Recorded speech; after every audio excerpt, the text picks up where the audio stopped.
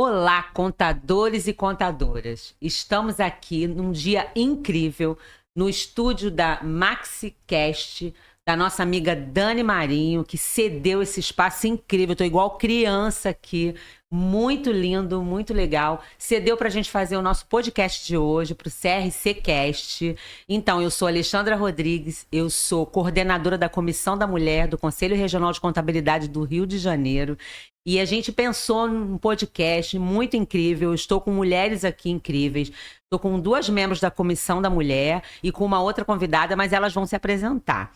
Antes eu quero falar de mim. Eu sou contadora, eu sou empresária contábil, eu tenho uma empresa, um escritório de contabilidade que se chama Rodrigues e Rodrigues. Muito bom. Beijinho para vocês que com certeza vão estar me ouvindo. Eu sou integrante dessa comissão tão incrível, ganhei esse presente de Deus esse ano. Então eu tenho certeza que será um tempo maravilhoso para a gente falar sobre a mulher, mas a gente ainda vai dizer ainda qual é o tema. Antes eu quero pedir para minhas amigas se apresentarem. Então eu vou passar a bola para elas. Thalita, Carla e Vanessia. Mas elas vão falar o nome, a coisa mais bonita. Então, Thalita, é com você. Olá, pessoal. Eu sou a Thalita Barbosa, contadora e especialista tributária. Sou membro integrante da Comissão de Mulheres do CRC-RJ.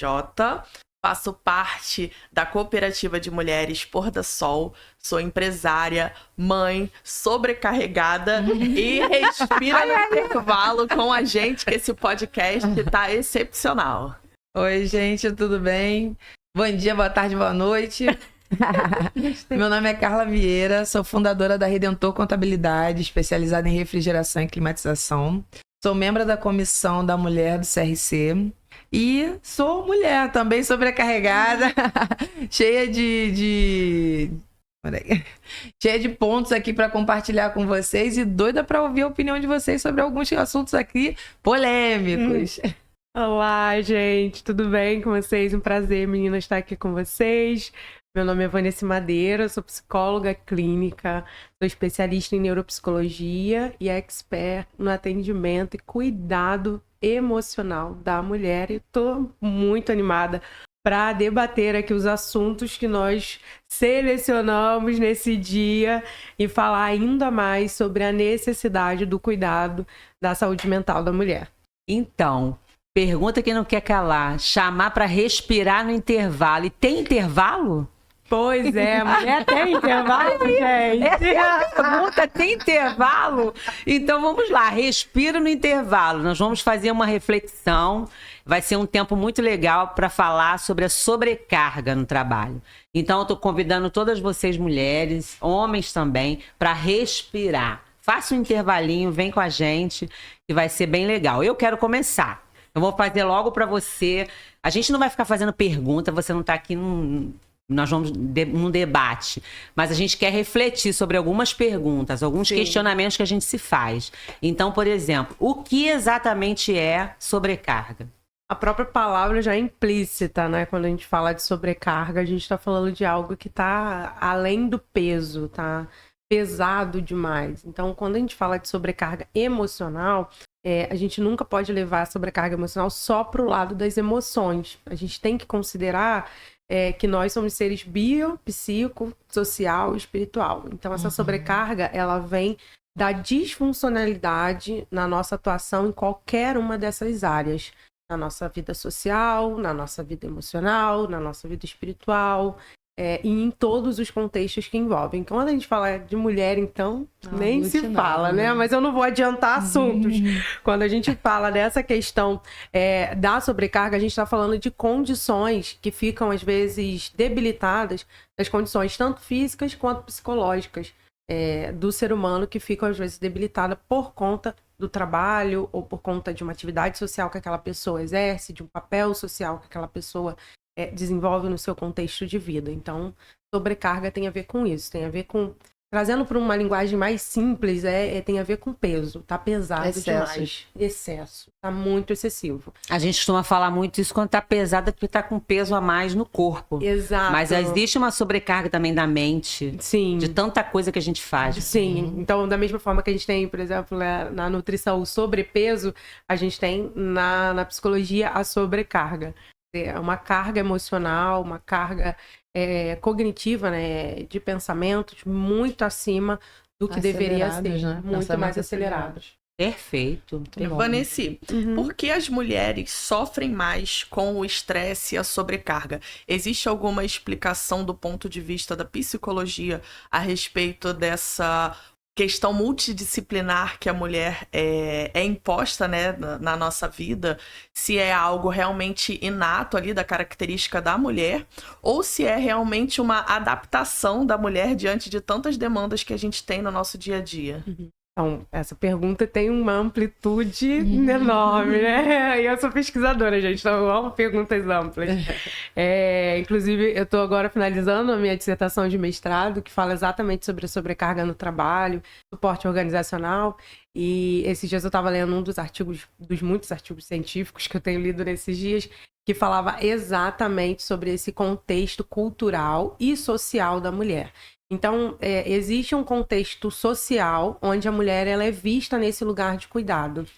No entanto, que se a gente for olhar assim, o papel histórico da mulher, a gente vai perceber que as primeiras profissões que a mulher atuou foram profissões de cuidado. Na época da guerra, por exemplo, a gente teve o papel da mulher muito influente nas áreas de enfermaria. As mulheres serviam muito na questão de enfermaria. Então, a visibilidade social da mulher sempre é muito colocada nesse lugar de cuidado. A gente tem também a parte cultural desse cuidado, onde, naturalmente, nas famílias, onde há mulheres, a gente estava conversando sobre isso aqui nos bastidores, né? Verdade. Então, nas famílias, geralmente, a mulher fica com essa responsabilidade de cuidar não só dos filhos ou do marido, mas também de exercer o cuidado dos pais, dos idosos da família, às vezes até dos parentes em si, tios, Não irmãos. necessariamente é a filha, é a nora, né? Exato. Quando a gente tem reuniões de família, né? Eu que sou de uma família grande, não sei vocês, mas eu sou de uma família grande, tem muitos irmãos. Então, geralmente, é sempre as mulheres que ficam com aquela responsabilidade de fazer a comida, de ir ao mercado, de organizar o evento. Dificilmente os meninos, pelo menos na minha casa, não sei na de vocês, dificilmente os meus meninos se envolvem nessa questão. Eles falam, não, eles dão até Eles se ideia. envolvem na hora de comer. Exato, na hora de verdade. comer, de dar as ideias, né? E aí, às vezes, a gente até administra, vamos dar uma ideia mais fácil, vamos facilitar aqui, em vez de fazer uma lasanha, fazer uma pipoca. Sempre pra facilitar. Vamos pedir uma pizza. Sempre pra facilitar. Então, a gente tem esse papel da mulher muito socialmente nessa visibilidade de cuidado. E a gente até vai também, a gente estava falando sobre isso também. Vem para o trabalho. Sim. E aí a gente quer cuidar do colaborador, a gente quer cuidar do. Exato. E aí mais a gente mãe do que reflete tudo, disso no processo automático. O que acontece com o nosso cérebro? A gente tem uma inclinação muito forte para desenvolver padrões de comportamentos. Então, como a gente já tem o contexto cultural e a gente tem o contexto social, nós, mulheres, automaticamente desenvolvemos isso em qualquer área que a gente esteja. Então, você pode ser a mulher mais empoderada possível, mas geralmente você tem uma tendência ao cuidado.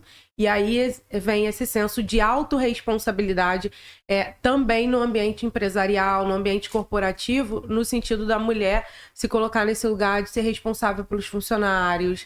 E aí demanda muito, principalmente, a gente estava falando aqui nos bastidores, a relação com a culpa, né? Por exemplo, eu trabalhei na área organizacional e era muito comum, a maioria compõe a equipe organizacional eram mulheres. Então, quando a gente, por exemplo, tinha que fazer um processo de demissão em massa, era um sofrimento emocional pra gente. Imagina. Você tem que fazer um processo de A demissão gente em pensa massa, logo, o cara sabe? tem família, Exato. os filhos. Poxa, como é que... E aí, a gente fazia entrevistas, né, que a gente chamava entrevistas demissionais. Particularmente, era a área mais triste da parte organizacional. Eu não gostava de fazer.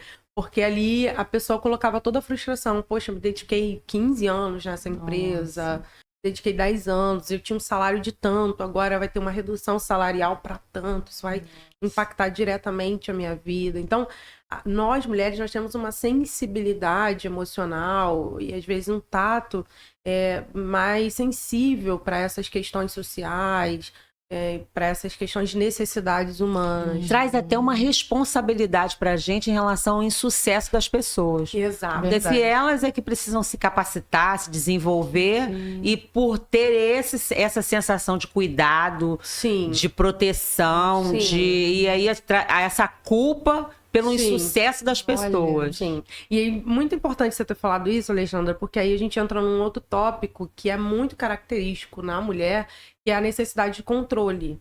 A mulher, ela tá Verdade. muito nesse lugar da necessidade de controle. Às vezes, eu recebo demandas no consultório de mulheres que estão sofrendo de sobrecarga, e não necessariamente aquela sobrecarga é por conta de uma família que impõe isso sobre ela, mas é por conta de uma dificuldade que ela tem de delegar. Porque ela quer que as olha. coisas sejam feitas da forma que ela faz. Então, vamos trazer isso para o contexto de vocês, por exemplo, Empresária. contadoras, mulheres empresárias. Imagina vocês têm lá uma responsabilidade no escritório de vocês, vocês têm que delegar. Mas aqui ninguém é assim, não. Não, Duvido. Não acredito. dizendo não, tô aqui dizendo todo ninguém, mundo tá? delega, tem equipe. Contrata pra isso. Então, quando a gente tá falando de delegação, né? A gente tá falando de delegar responsabilidades, a gente tem aquele senso de responsabilidade, de treinar de forma responsável aquele colaborador. Mas tem pessoas, vocês não se encaixam nesse quadro, mas tem mulheres que têm essa necessidade. Tem uma necessidade mais excessiva, de um trabalho muito perfeito. Mas eu tenho um adendo nessa questão, porque assim, hoje em dia eu consigo delegar, mas não foi sempre assim. Eu tomei muito na cabeça até eu aprender que ou eu solto ou eu paro. Então, se eu não Sim. começar a confiar, a treinar e a confiar outras pessoas, né? E não vai ficar perfeito, por exemplo, até os trabalhos domésticos que a gente terceiriza para alguém fazer uma faxina na sua casa. Dificilmente aquilo ali vai ficar como você, não. Mas eu não faria assim. Mas se você ficar se pegando esses detalhes, você vai estar sempre sobrecarregado, porque ninguém nunca vai fazer do jeitinho que você quer. Verdade. Isso no contábil, no fiscal. Mas na escolinha pentearam o cabelo da minha filha de um jeito que eu não gostaria. Mas ou é isso, ou você para a vida para fazer. Então, o ideal é a gente não se apegar a essas pequenas coisas para tocar e seguir e crescer. E é interessante que esses dias eu lembrei, eu fiz uma reunião lá no escritório só para dizer. Eu trouxe o meu sócio, que ele faz financeiro, coloquei os meus gestores e falei assim, ó, aqui, ó, tá precisando de funcionário, aí teve um que falou assim, não, eu não preciso, não. Eu falei, você não precisa, não? Tá bom. Aí ele veio de uma próxima reunião, é porque eu estou fazendo... Não, você não tá fazendo coisa demais. Eu acabei de trazer você numa reunião para dizer que você precisava de uma pessoa para te ajudar e você disse que não precisava. Então, assim, às vezes é difícil a pessoa entender que ela está não quer abrir mão precisando, daquele não quer abrir mão controle. daquele controle e não cresce. Sim. Porque você não avança. Sim. Você não libera espaço nem emocional para você ser criativo. Sim. Para você pensar em mais, em dar mais. A gente estava falando muito sobre o ócio, né? Sim. Mas depois a gente fala sobre isso. E aí a gente vai falar sobre... Carlinha... Então, uma pergunta, Vanessa. Quais os sintomas da sobrecarga emocional? Como é que a gente sabe que a gente chegou nesse momento de sobrecarga emocional? Preciso ligar o meu alerta. Não, olha, tem muitos sintomas, mas eu gosto sempre de começar pelo cansaço. Eu acho físico, emocional, mental. Eu acho que a gente tem uma invisibilidade do cansaço hoje na era da tecnologia. Porque a gente estava falando sobre isso, né? Verdade. E a gente pensa assim, por exemplo, se eu perguntar para vocês assim, o que seria um dia de descanso para vocês? Aí a gente pensa... Sentar e ver série. Sentar e ver série. Dormir. Dormir é legal. Não, desligar o disjuntor. Assim, Dormir é legal. Ficar na beira da praia sem celular. Sem celular. Isso é descanso. Um sonho. Viver sem celular. É um descanso. Mas a maioria das pessoas pensa o quê? O que é o descanso? Eu vou ver uma série. Eu vou ficar o dia todo deitada vendo... Vou passear. Vendo atualizações, vou passear. Então, hoje a gente vive uma vida em que quanto mais ocupações você tiver, mais descansado você está. Então, é um falso descanso. Porque a nossa mente, ela precisa dessa Viajar é cansativo, pausa. né? Muita coisa. Exato. Viajar é cansativo, Não, mas né? vamos descansar, vamos viajar. Sim. O rolê que é pra você viajar. Sim, e hoje, na era da tecnologia onde tudo a gente tem que compartilhar, isso também gera um cansaço. Porque você viaja, mas você quer compartilhar o prato que você tá comendo. Verdade. Você quer compartilhar o quarto que você tá. Você quer né? você quer marcar o hotel, você quer marcar o amigo, você quer... Então a gente nunca descansa. Até porque a gente tá se vendendo o tempo inteiro. Sim. Então, assim, a gente pode sair do escritório, mas o escritório não sai da gente. Exato. Né? Eu sou contadora 24 horas por dia, eu tô o tempo todo me vendendo. Sim. Aqui, nesse momento, nós estamos fazendo isso, Sim. né? A nossa imagem que tá ali. Então, Sim. por mais que você esteja em Cancún, você esteja na Paraíba, você esteja em Gramado, seja lá onde for, você é aquela imagem que você tá sempre vendendo e você precisa tá alimentando suas redes e tudo mais, de uma maneira ou de outra. Tem uma piadinha do contador que fala que o contador, ele não tira férias, ele vai trabalhar em um lugar diferente. Exatamente. Olha essa piada psicologia também. Muito interessante porque eu falei ver série, porque a gente tava falando sobre isso. Você vai ver série, você vai ver um episódio. Quem consegue? Aí você maratona. Vamos sentar junto pra maratonar? Como assim? Descansou? Descansou. Eu tenho compulsividade com série. Eu sou uma pessoa que eu não sou preparada pra série. Eu posso ver um filme. Série eu não posso, porque se eu começar eu quero terminar. E aí? Logo. Eu não tenho tempo pra terminar, então é melhor não começar. O cansaço, ele tá, né, presente o tempo todo. E esse cansaço excessivo, né? Aquela falta de disposição para fazer as coisas, às vezes, até mais básicas, né? Então, quando a gente observa, por exemplo... gente, eu tô falando de uma realidade que não é só uma realidade que eu estudo, é uma realidade que eu também já vivenciei e ainda vivencio, no sentido de que, às vezes, você tá lá um final de semana e eu não quero olhar pra cara de ninguém, não quero fazer nada, né? Tipo, nada. Quero ficar o dia todo na cama. Então, quando a gente observa isso, a gente já pode observar aí um traço de sobrecarga emocional, a irritabilidade, né? Principalmente nas mulheres, né? Essa questão da irritabilidade, ela é muito presente quando se tem uma característica de sobrecarga emocional, então, que está relacionado ao controle. Então, você fala, eu vou descansar, vou deixar minha filha fazer as tarefas dela, vou delegar, e você delega. Aí, daqui a pouco, você começa a se estressar porque as coisas não estão do jeito que você queria, porque a menina lavou a louça de um jeito, mas você lava de outro, porque passou o pano de um jeito, você passa o pano de outro, porque começou a limpar pela cozinha, você começa a limpar pela sala. E aí, quando você vê, você já tá numa irritabilidade fora do comum. E a mente não para. Às vezes, por coisas simples, e a gente não para. A gente começa a ter uma necessidade de apressar. E a própria pessoa, às vezes, eu acho que tem uma certa dificuldade de enxergar, Sim. se enxergar, né? Nesse O lugar, quanto que você tá realmente. sobrecarregado, o quanto que você precisa dividir ali Sim. as suas obrigações do dia a dia. Sim. E aí a gente entra com a importância da mulher de novo, que é Sim. o cuidado de olhar o outro com carinho, de entender ali o quanto Sim. que o outro precisa dividir aquelas tarefas. Geralmente a gente não se enxerga nessa posição. Sim, Né? sim. Essa questão da autorresponsabilidade, que a gente começa a culpar os outros. Né? Não, porque se eu tô cansada é porque meu filho, é porque meu marido, é porque no meu trabalho, né? Tem um monte de motivo porque eu tô cansada. Não porque eu não olhei pra mim mesmo, né? Exato. Acho que é tão difícil. Aí quando a gente olha pra gente, a gente vem com a culpa. Né? Sim. Porque eu até sei que eu deveria parar, né? Desacelerar em algum ponto, em algum momento. Mas e a culpa? Né? E aí meu escritório não anda. E aí minha filha vai ficar sem atenção. E meu marido. E aí... E eu me enchendo de atividades. Eu me enchendo, A fazedora, né? E a gente tem uma fala muito importante aqui que a Carla trouxe e que a Thalita também trouxe, que é o olhar. Então, a mulher, ela é muito propensa a olhar para o outro, mas ela é pouco propensa a olhar para si. E isso é um dos grandes fatores de adoecimento feminino hoje. A dificuldade que nós, mulheres, e eu me enquadro nisso, temos de olhar para nós mesmos, de respeitar o nosso próprio limite. E, às vezes, nessa tentativa de cuidar do outro, a gente mergulha nisso numa intensidade tão grande que a gente esquece que a gente também tem limite, que às vezes a gente também precisa dizer não, que às vezes a gente também precisa pedir ajuda e que tá tudo bem pedir ajuda, tá bom? Então, se você que tá aí ouvindo, mulher, tá tudo bem, não tá bem. A gente não pode... essa coisa do estigma do forte, sabe? Da mulher maravilha, guerreira, da mulher empoderada. Eu valorizo tudo isso. Eu acredito que tudo isso tem seu papel de importância. Mas eu penso que isso torna a vida muito mais cansativa. E eu tenho aprendido que ninguém cresce sozinho. Então, a gente aprender a administrar isso. Ou da culpa, a culpa é um dos sintomas da sobrecarga emocional. Então, aquele senso de autocobrança, de você nunca tá sendo o suficiente, o que você faz nunca é suficiente, Gente, às vezes eu peço, né, para as mulheres que eu atendo fazerem uma lista das coisas que elas fazem.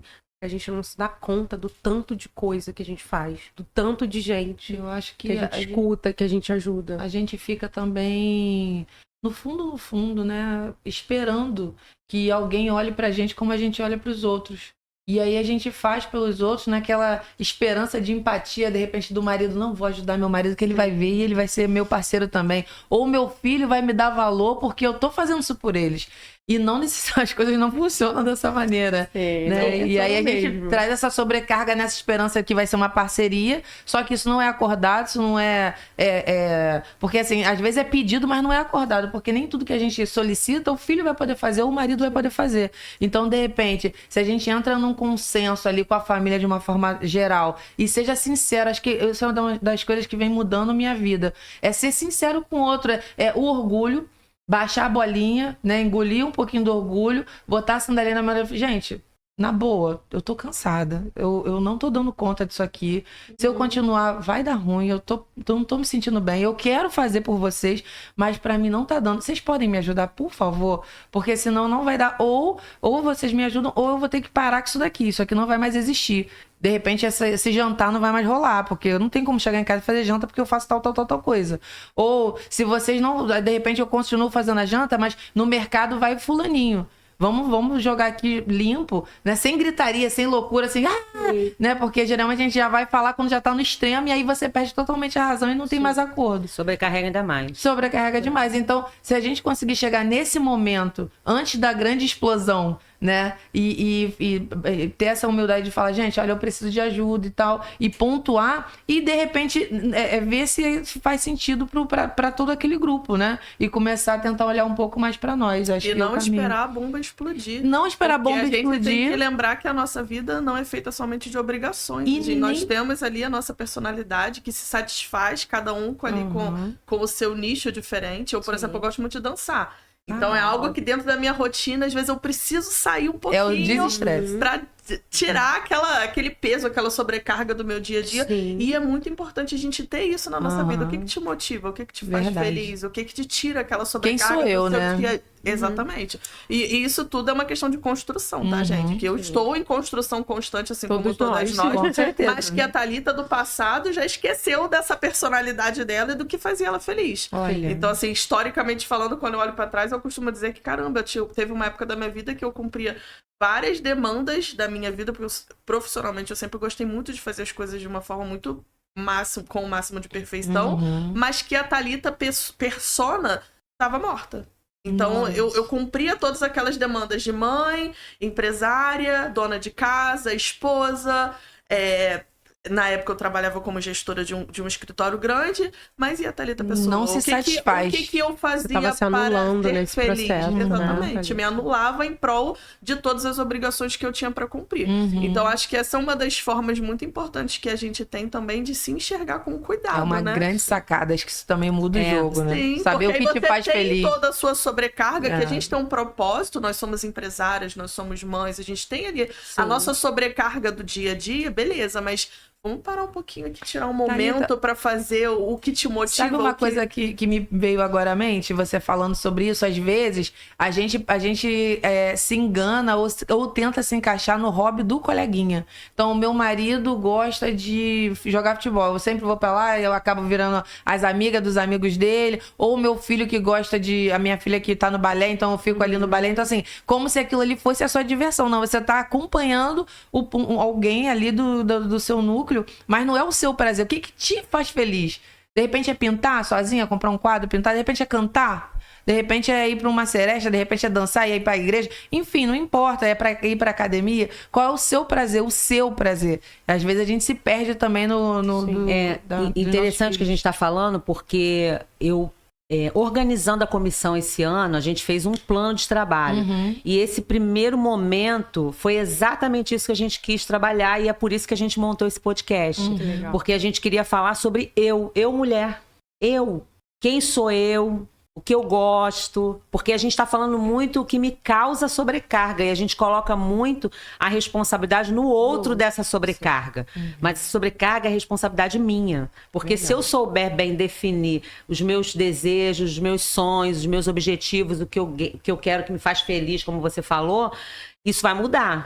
Concorda que isso vai mudar? Até buscar uma solução para toda essa sobrecarga, que a gente vai falar sobre isso também, que é até o próximo ponto que eu queria tratar, como a gente vai evitar essa sobrecarga.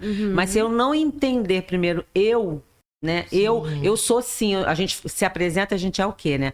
A gente é empresária, eu sou sócia executiva da DSOP, eu sou educadora, eu sou mestre, eu sou, né, tributarista, eu sou mulher, eu sou mãe, não é verdade? Mas eu sou Alexandra. Sim. Então, assim, eu preciso me conhecer, eu preciso saber o porquê que eu disse não, porquê que eu disse sim. E eu tô me ferindo o tempo todo e eu não tô conseguindo me desenvolver enquanto pessoa. Sim. Porque nós somos, antes de ser... E a gente vai tratar o ano inteiro sobre isso. Já vou dar já um spoiler. Olha aí, Adorei. que lindo, um spoiler. Olha, gostaram, vocês gostaram do spoiler. Então, que a gente vai falar esse início da mulher, depois a gente vai falar eu com outras mulheres, o meu olhar para outra, e depois juntas olhando para a sociedade. Isso vai ser bem incrível até o final do ano. Então, eu quero tratar isso com você. Como é que a gente vai fazer para evitar isso? Um ponto muito interessante, até antes da gente entrar em como tratar, tudo que as meninas falaram foi muito relevante, mas é importante a gente considerar o aspecto emocional disso tudo. O aspecto emocional de como a gente conduz a nossa vida. Como eu falei no início, às vezes a gente tem uma facilidade de criar padrões de comportamento. E nesses padrões de comportamento, a gente acaba se anulando nesse processo. Então, é muito mais fácil a gente olhar para a nossa vida e considerar, mas eu tô assim porque o meu marido é assim, ou porque meu filho é assim. Não, mas e eu nesse lugar? Porque existe um poder de decisão que a gente tem na relação do cuidado que nós temos com as pessoas que nós amamos. E nós precisamos entender até que ponto esse cuidado pode ir, né? E aí eu já aproveito essa deixa para entrar na questão de como evitar. E uma das grandes estratégias para evitar essa questão da sobrecarga são práticas de autocuidado. Na clínica, né, particularmente com as mulheres que eu atendo, eu trabalho o cuidado integral da mulher. Então, como que é esse cuidado integral, Vanessa? É um cuidado 360. A mulher, ela passa por uma série de transformações emocionais, comportamentais, mas também físicas. E essas mudanças físicas, elas podem desenvolver uma série de contextos. E eu vivi uma experiência pessoal na minha vida em 2019. Eu estava vivendo um processo muito difícil na minha vida familiar, porque tinha uma pessoa na minha família num processo de adoecimento, ela já estava em cuidados paliativos, pessoa que a gente amava muito, que a gente tinha muito carisma, e além disso eu estava com todas as minhas demandas pessoais, trabalhando muito, estudando para a prova do mestrado, e aí eu comecei a ter uma série de alterações hormonais, só que eu não percebi. Eu comecei a perceber os comportamentos, um aumento da irritabilidade, insônia, muita agitação, cansaço excessivo. Fui buscar ajuda psicológica, porque eu já fazia terapia, porque psicólogo tem que fazer terapia, viu, gente? Psicólogo tem que fazer terapia. E aí eu, fazendo já minha terapia, minha psicóloga falou, Vanessa, legal você procurar uma orientação médica. Procura uma ginecologista, um psiquiatra, e aí eu comecei a procurar os profissionais responsáveis. E quando eu fui na ginecologista, todas as minhas taxas hormonais estavam altíssimas.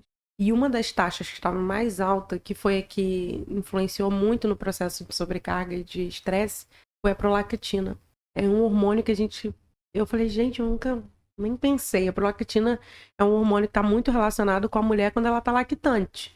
Mas no meu caso, eu não estava lactante. E eu estava como se fosse lactante. Olha. Então eu tenho excesso de prolactina, porque eu já tive 4 filhos. Ainda ficou no corpo.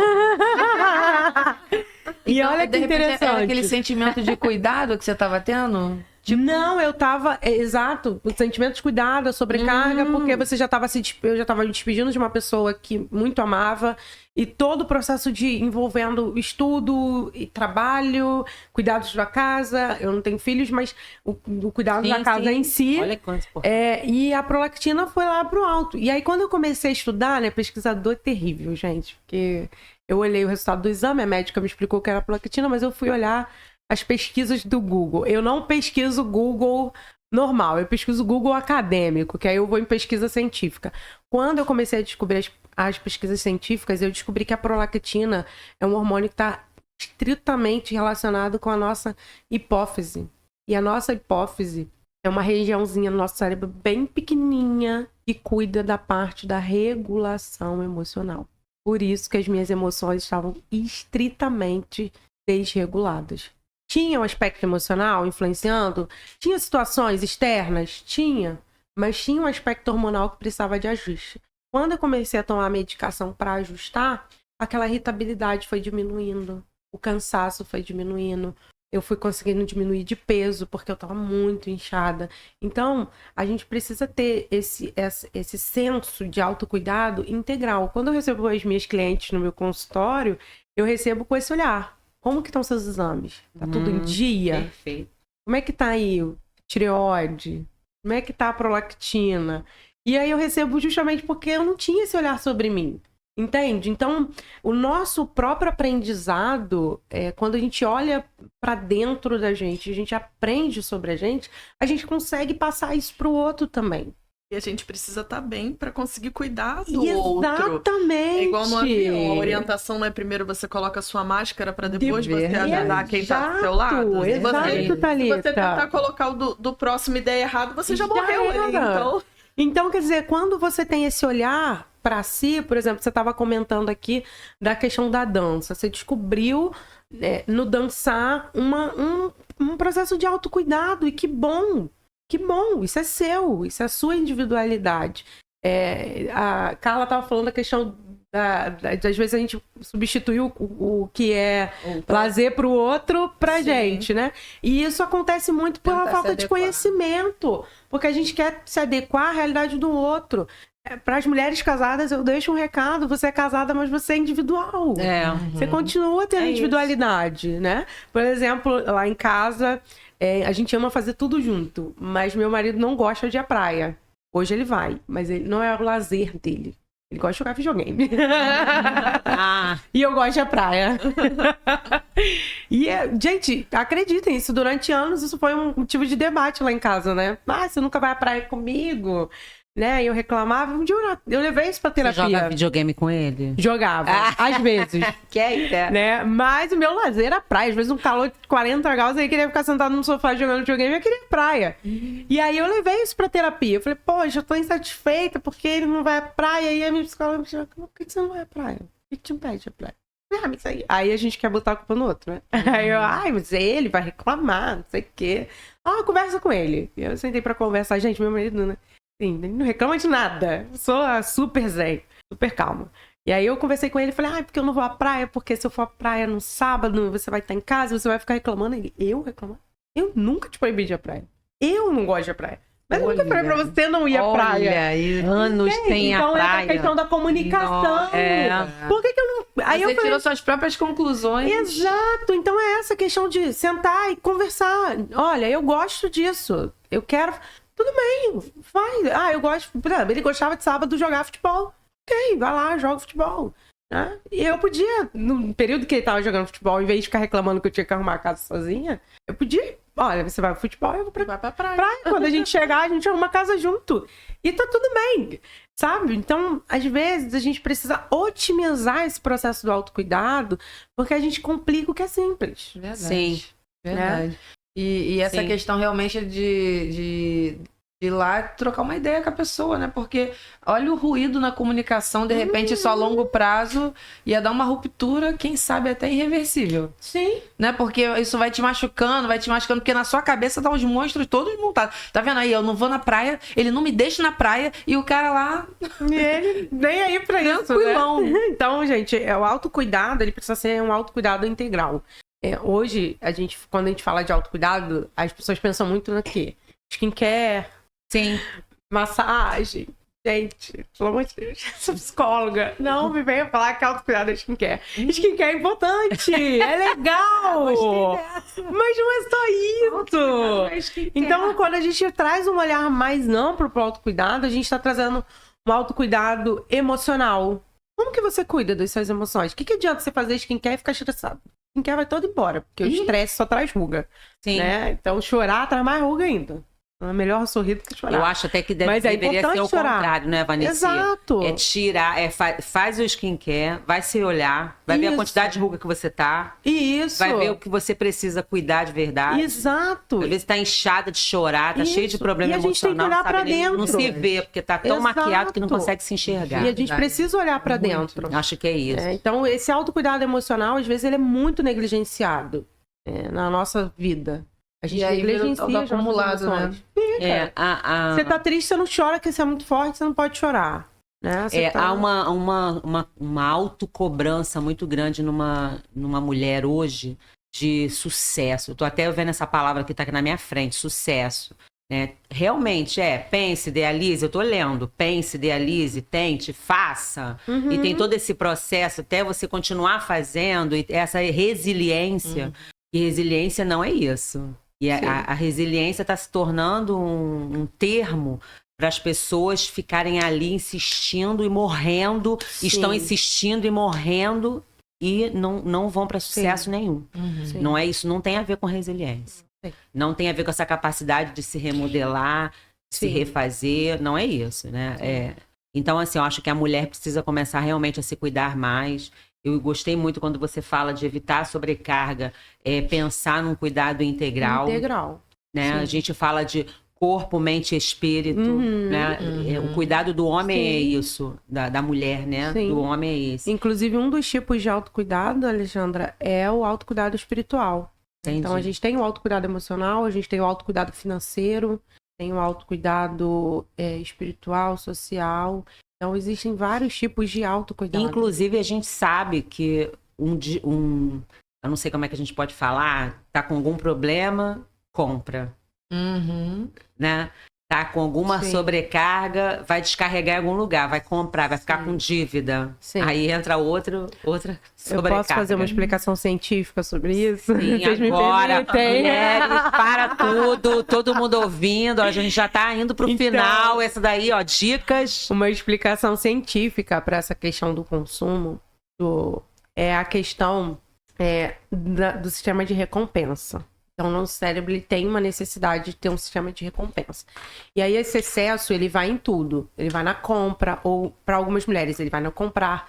Para outras mulheres, ele vai na comida, né? Na bebida alcoólica. Às vezes, até no sexo, na atividade física excessiva, no workaholic, né? Que a gente vê aí como excesso de trabalho. Então, esse excesso ele vai para algum lugar. E o que esse excesso está tentando preencher? Alguma necessidade emocional que aquela pessoa não quer encarar. Então, você está diante de uma necessidade emocional, de uma tristeza, por exemplo, mas você não quer lidar com aquela tristeza. Você não quer, porque é desconfortável. Então, o que acontece com as nossas emoções? Né? Eu sempre explico isso no consultório, para as minhas clientes. A nossa emoção é uma fonte de energia. E, gente, eu não tô falando isso aqui por causa de nenhum mantra, nada disso. É científico. Quando a gente vai fazer um exame, eletrocefalograma é elétrico. Nosso corpo é elétrico. Então, o que acontece com uma emoção quando a gente não lida com ela? O que acontece quando a gente pega, por exemplo, tá ali, tá um fio desencapado? A gente toma um choque. Porque a energia não se contém.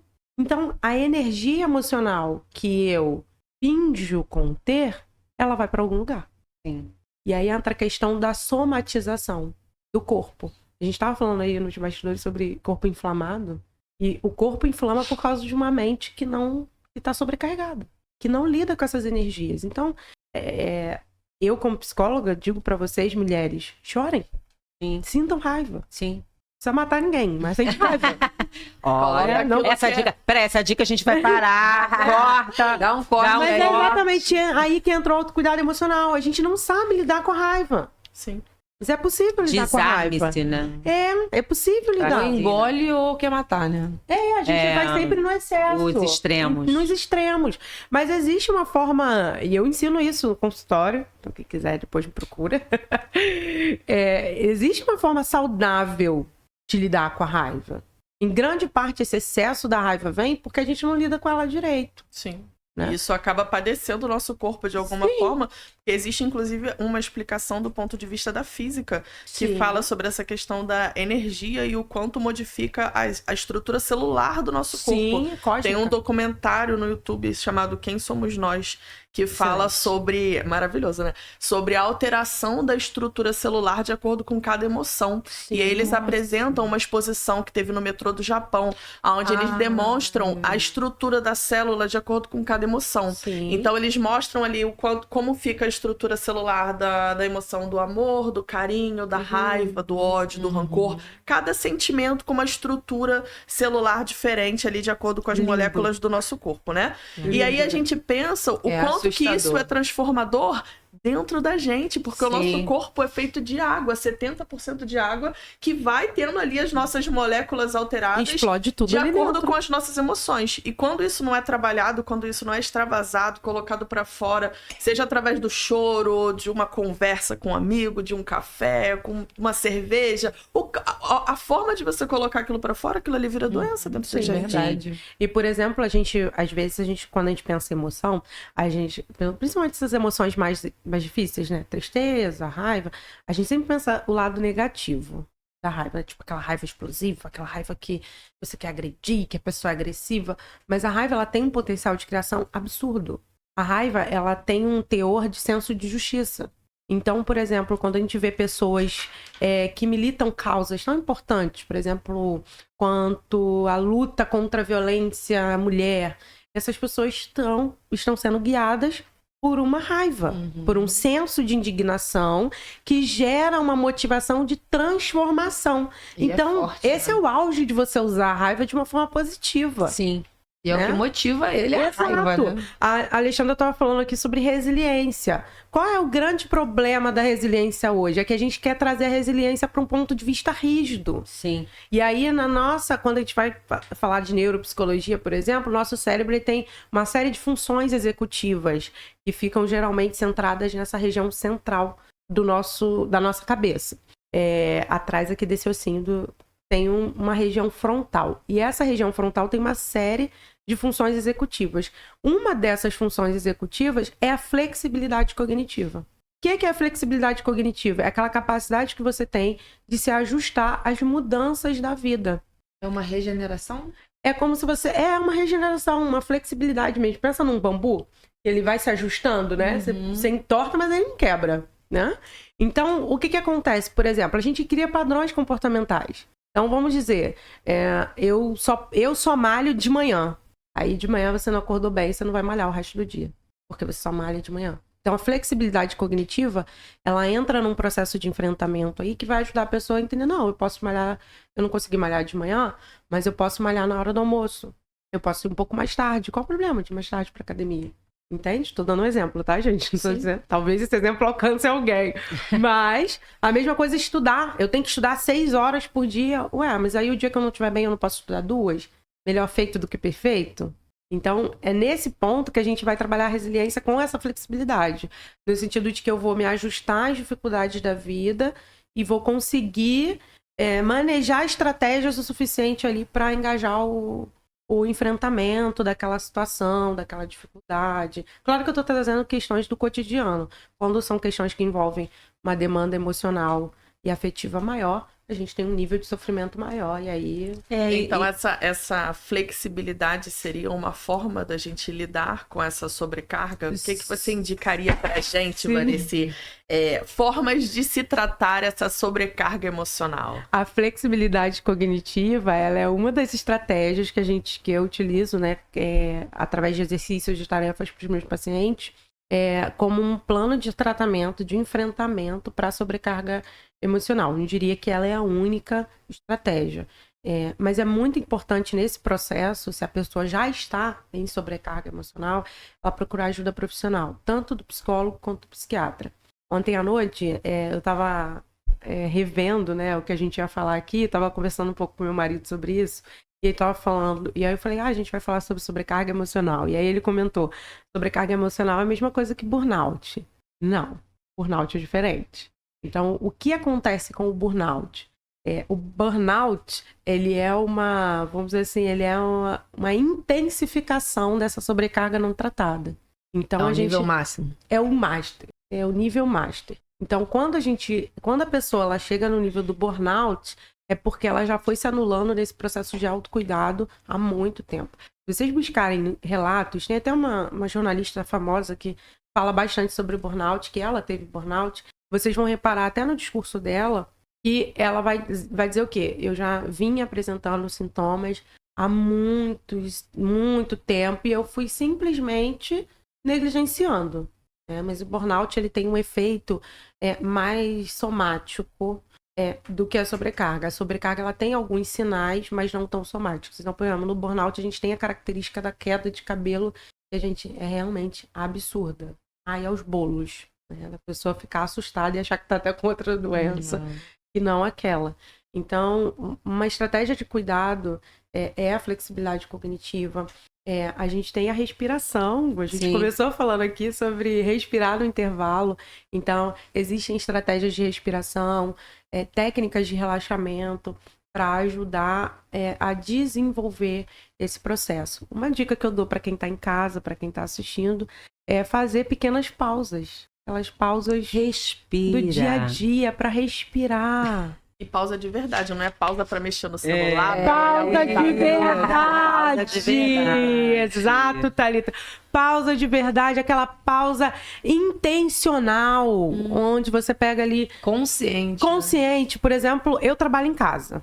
Eu sou psicóloga clínica e eu atendo hoje integralmente online. Gente, trabalhar em casa é uma bênção, mas também pode ser uma maldição.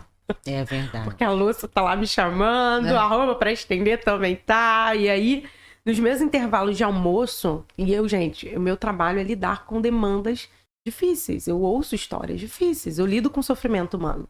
Então, eu preciso de pausa. Então, na minha hora de almoço, quando eu pauso mesmo. Eu sento, eu como. Eu sou intencional naquilo que eu tô fazendo. Então, uma pausa intencional, ela pode ser uma pausa de 5 minutos. Se ela for bem feita, você vai se sentir descansado. Por que a gente não descansa? Porque a gente acha que pausa é olhar vídeo no celular, é jogar um joguinho, conversar com alguém. Isso não é pausa, né? A gente quer estar sempre ocupado, na verdade. Isso é um grande problema. E para nortear nossos pensamentos... essa questão da pausa que você está falando, eu confesso que eu tenho essa dificuldade para poder me desligar. Então, assim, para relaxar, para dormir, liga a TV, sempre tem que ter um barulhinho, não sei se vocês são assim, mas eu tô em casa, eu não consigo ficar sozinha, sempre tem que ligar um som, ligar alguma coisa, parece que tem que ter aquele som. Então, para nortear os nossos pensamentos, que dica você dá além dessa pra gente poder fazer nesses momentos que a gente tá com a gente mesmo, né? Uma técnica que eu gosto muito de utilizar é a escrita terapêutica. Para quem gosta de escrever, óbvio, né? Eu sempre falo para os meus pacientes que não precisa ser uma escrita, escrever uma redação, uma dissertação de mestrado com 70 páginas. Mas você tem um caderno ali e parar para pensar, como eu me sinto? O que eu estou sentindo hoje? Então, observar seus sentimentos, suas emoções, observar como que foi seu dia. Às vezes a gente não para pensar no que a gente está sentindo. Na maioria das vezes a gente não para pensar no que está sentindo. Sim. Um outro recurso muito bacana é a respiração. A gente menospreza a respiração, né, gente? E como seria esse exercício? Essa respiração diafragmática. Vocês querem fazer comigo agora? Sim. Então a gente já vai fazer assim, ó. A gente vai encerrar. A gente ia passar muito rápido. Então a gente vai fazer isso. A gente vai fazer esse teste que você vai fazer agora com a gente. Depois a gente vai, cada uma, fazer suas considerações finais, só pra gente poder já terminar. Você deixa o seu Instagram, né, o pessoal seguir. Acho isso importante também. E mais uma vez agradecer a MaxiCast por esse lugar. Dani, beijo no seu coração. Muito obrigado. Então vamos lá. Vamos fazer esse teste aí. Vamos fazer? Explica pra gente, vamos fazer. Então vamos lá. Exercício, isso. Relaxem aí na cadeira, meninas que estão aqui, você que está em casa também, sente-se de forma confortável, da forma mais confortável que puder, coloque os pés no chão. Se quiser fechar os olhos, meninas, fiquem à vontade. Vamos colocar a mão aqui bem no nosso abdômen, abaixo do nosso seio. Essa é uma respiração que a gente chama de respiração diafragmática. A gente faz a respiração geralmente pelo pulmão. Hoje a gente vai respirar pelo diafragma. Como que a gente faz isso, Vanessa? Vou ensinar para vocês como eu ensino para as crianças, tá bom? Então vocês vão fechar os olhos e vão imaginar que vocês estão cheirando uma florzinha. Tá? 1, 2, 3. Soltou o ar como se estivesse soprando a velhinha. Legal, muito bom, gente. Agora a gente vai fazer isso focando a respiração aqui no abdômen. Você vai inflar o abdômen. Segurou por 3 segundos, solta o ar bem devagarzinho. Abre os olhos bem devagar. E aí, gente? Agora só falta Estão mais relaxadas? Então vamos fazer nossas considerações finais. Sim. Gente, adorei a participação, muito obrigada. Estou muito feliz aqui pela nossa troca. Uma das formas que eu tenho hoje, além da dança, é a meditação, que a gente trabalha muito essa questão da respiração. Sim. Eu gosto muito do silêncio, Carla. Eu acho que a minha mente é muito barulhenta o tempo todo pensando. Eu costumo brincar que a minha cabeça é um multiprocessador com 20 abas abertas. Um monte de coisa para resolver.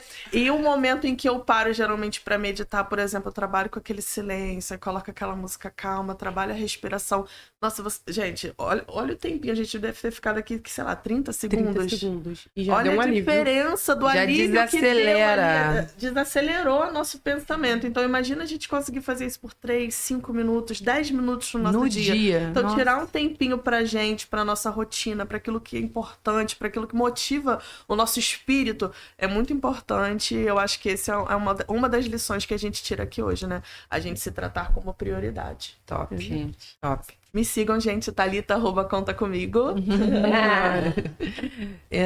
Eu amei o bate-papo. Eu não imaginei que a gente fosse acabar dessa maneira, porque eu sou acelerada. Eu vim aqui para esse podcast e tem tudo a ver comigo essa questão da sobrecarga, porque eu sou acelerada, ao contrário de você, amiga. Eu não consigo. A minha cabeça também é assim, e para mim parar é muito difícil. Então, assim, ouvir tudo isso, ouvir esses ensinamentos, eu vou praticar, eu vou dar feedback para vocês sobre isso, vocês vão ver. Pode cobrar, porque igual a mim, eu tenho certeza que muita gente que ouviu a gente aqui também passa por essas culpas, passa por essa sobrecarga e principalmente por esse pensamento acelerado, que a gente não sabe o que fazer, como fazer e com quem falar, porque muitas das vezes, isso é frescura, também faz por menos, né, e tal. Sim. Então eu me senti muito representada aqui hoje, muito obrigada pela oportunidade de estar aqui. Dani, obrigada. A galera aqui do estúdio também. Gente, vocês têm que ver isso aqui, a estrutura, como é que eles estão recebendo a gente, que coisa linda. A gente quer tirar foto o tempo todo, extremamente instagramável esse lugar. Então, quem puder me seguir, quem quiser me seguir, eu sou Carla Contadora _ no Instagram. E vai ser um prazer receber vocês lá. E quero manter contato com todos vocês. Obrigada. Gente, que honra poder estar aqui com vocês. Quero agradecer a Alexandra que me chamou para estar aqui, me convidou. Um prazer estar aqui com a Thalita, com a Carla. Um prazer também conhecer a Dani, que recebeu a gente aqui com todo carinho. Uma observação que eu faço para vocês é aprenderem a desfrutar o momento presente. E tem uma frase, ela é uma frase bíblica, mas eu acho que ela tem um teor muito mais emocional do que espiritual em si, que fala que nós devemos amar o próximo como a nós mesmos. E essa frase me ensinou que não existe amor próprio, amor para o outro, se eu não tenho amor próprio. Eu preciso desenvolver esse amor, né? Antes de amar o outro, eu preciso me amar. E eu espero que você, que está ouvindo esse podcast, possa aprender a desenvolver práticas saudáveis na sua vida para desenvolver esse amor próprio, inclusive no processo da meditação, seja com ruídos brancos, como você trouxe, né, de trazer um ruído, ou seja no silêncio, mas de respeitar suas emoções e de tratar as suas emoções com carinho, porque você, mulher, contadora, empreendedora, também merece isso. É uma honra poder estar aqui. Se vocês quiserem me seguir lá no Instagram, o meu arroba é Vanessi, com 2 S e no final, _madeira. E lá no meu Instagram vocês vão ter acesso a essa dica de respiração e a muitas outras, porque eu tô sempre compartilhando conteúdos para levar a saúde mental para o máximo de mulheres que eu puder no mundo. Então vai ser uma honra poder estar ajudando vocês a crescerem emocionalmente e espiritualmente também, porque quando a gente cresce de um lado, a gente cresce do outro, né? É verdade. E eu quero agradecer vocês, quero agradecer o CRC por essa oportunidade e quero convidar todas as mulheres contadoras para fazer parte dessa rede. Né? A Comissão da Mulher, ela tem um objetivo, e o objetivo é trazer valor para você, é te olhar, é te observar, é te ajudar a se transformar. Então, eu quero convidar você para fazer parte. Siga as redes oficiais do CRC. A gente tem muita coisa legal que a gente quer fazer durante todo esse biênio que nós vamos estar juntos. São 2 anos de trabalho que eu tenho certeza que vai ser muito incrível e vai ajudar você na sua carreira também. Agradecer vocês, meninas. Mais uma vez, Dani. Beijo no coração de vocês. Beijo no coração de vocês. Gente. Beijo, obrigada, gente. Obrigada.